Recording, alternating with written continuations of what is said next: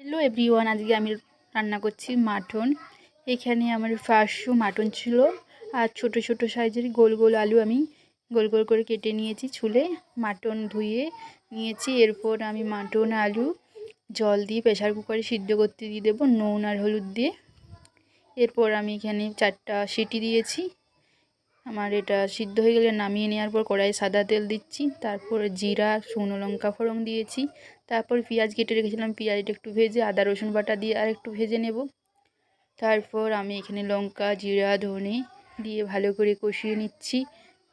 ভালো করে কষানো হয়ে গেলে আমি এখানে সিদ্ধ করে রাখা মাটনটা দিয়ে দেব। মাটনটা দিয়ে আরও 5 মিনিট আমি এটা কষিয়ে নেব।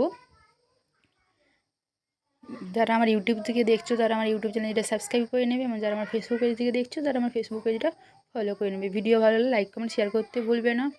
এরপর মাটনটা আমার কষা হয়ে গেছে। তারপর আমি ঝোলের জন্য জল দিয়ে দেব। জলটা দিয়ে সামান্য ফুটে আসলে আমি এখানে গরম মশলা দিয়ে দেব। গরম মশলা দিয়ে আমি নামিয়ে নেব। ব্যাস তৈরি হয়ে গেল মাটন। ভিডিও ভালো লাগলে লাইক কমেন্ট শেয়ার অবশ্যই করে দেবেন, আর পেজটা অবশ্যই ফলো করে দেবেন।